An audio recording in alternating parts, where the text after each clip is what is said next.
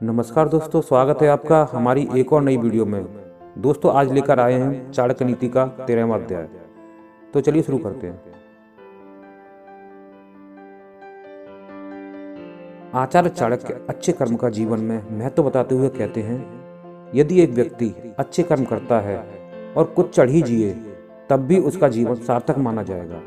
लेकिन दूसरी ओर यदि व्यक्ति ना तो स्वयं सुखी रहता है और दूसरे लोगों के सुख के विरुद्ध भी कार्य करता है, ऐसा व्यक्ति ना तो इस लोक और ना ही परलोक में अपना जीवन सुधार पाता है। ऐसा व्यक्ति अपना पूरा जीवन भी जी ले तब भी व्यर्थ है।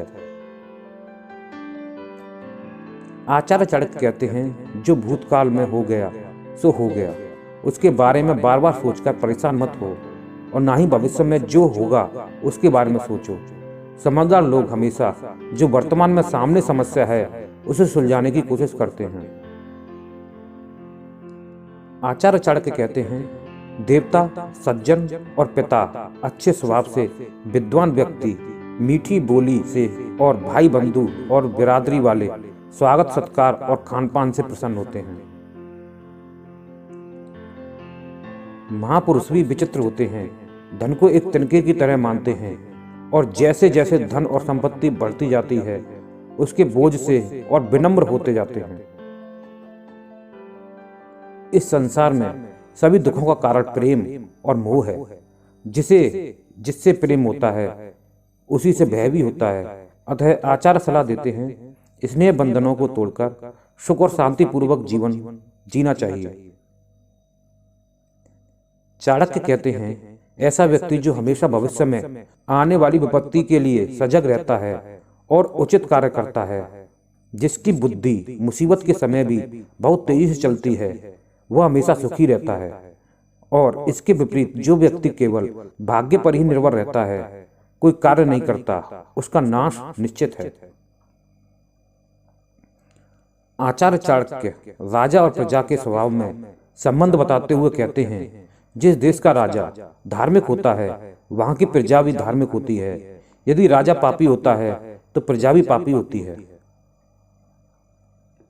आचार्य चाणक्य कहते हैं, जो व्यक्ति अपने जीवन में हमेशा धर्मपरायण रहता है और अच्छे कार्य करता है, वह अपनी कीर्ति से मरने के बाद भी जीवित रहता है। लेकिन धर्महीन व्यक्ति एक मुर्दे के समान ही है, उसका जीवित रहना व्यर्थ है।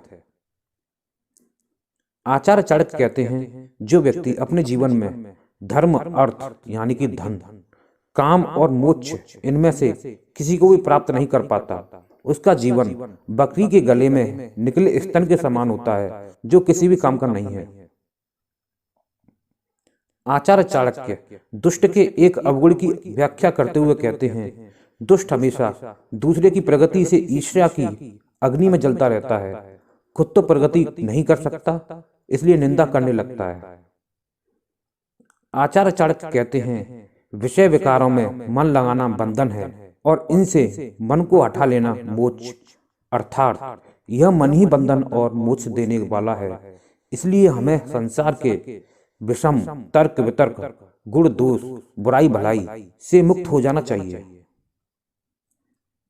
आचार्य चाणक्य कहते हैं, परमात्मा का ज्ञान हो जाने पर शरीर का अभिमान खत्म हो जाता है। तब व्यक्ति जहां जाता है वही उसके लिए समाधि है। अर्थात आत्मज्ञान हो जाने के बाद पूरी दुनिया एक माया जाल लगती है और अपना शरीर भी अपना नहीं जान पड़ता।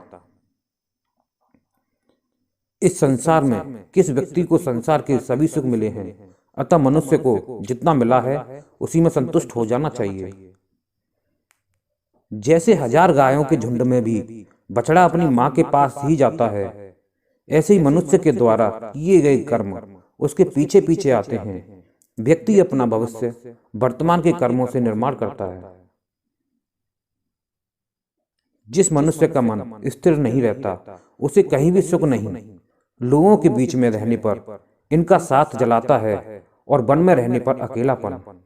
अतः हमेशा शांत एक चित्त से कार्य करना चाहिए। आचार्य चाणक्य कहते हैं, जैसे जमीन से जल निकालने के लिए फावड़े से खोदना पड़ता है, उसी प्रकार शिष्य को भी गुरु से शिक्षा ग्रहण करने के लिए मेहनत करनी पड़ती है। कुछ भी आसानी से नहीं मिलता। यद्यपि मनुष्य को सुख दुख बुद्धि आदि पूर्व जन्मों के कर्मों के आधार पर ही मिलती है, भाग्य से ज्यादा कुछ नहीं मिलता, फिर भी मनुष्य को बुद्धि का प्रयोग करके ही कोई भी कार्य करना चाहिए। इसी में ही बुद्धिमानी है। जो शिष्य एकाक्षर का ज्ञान देने वाले गुरु की वंदना नहीं करता, वह 100 बार कुत्ते की योनि में जन्म लेकर भी चांडाल बनता है। अर्थात ओम ही एकाक्षर ब्रह्मा है। और जो गुरु आपको इससे साक्षात्कार कराता है और शिष्य ऐसे गुरु का आदर नहीं करता, वह बार बार कुत्ते का जन्म लेता है और अंत में चंडाल के घर में जन्म लेता है। आचार्य चाणक्य महापुरुषों के गुणों की चर्चा करते हुए कहते हैं, युग का अंत होने पर चाहे सुमेरु पर्वत अपने स्थान से हट जाए, कल्प का अंत होने पर 7 समुद्र भी विचलित हो जाएं, लेकिन सज्जन पुरुष कभी भी अपने मार्ग से विचलित नहीं होते। दोस्तों, अगर वीडियो अच्छी लगी हो तो लाइक करना ना भूलें और ऐसी वीडियो देखने के लिए हमारे चैनल को सब्सक्राइब जरूर कर लें।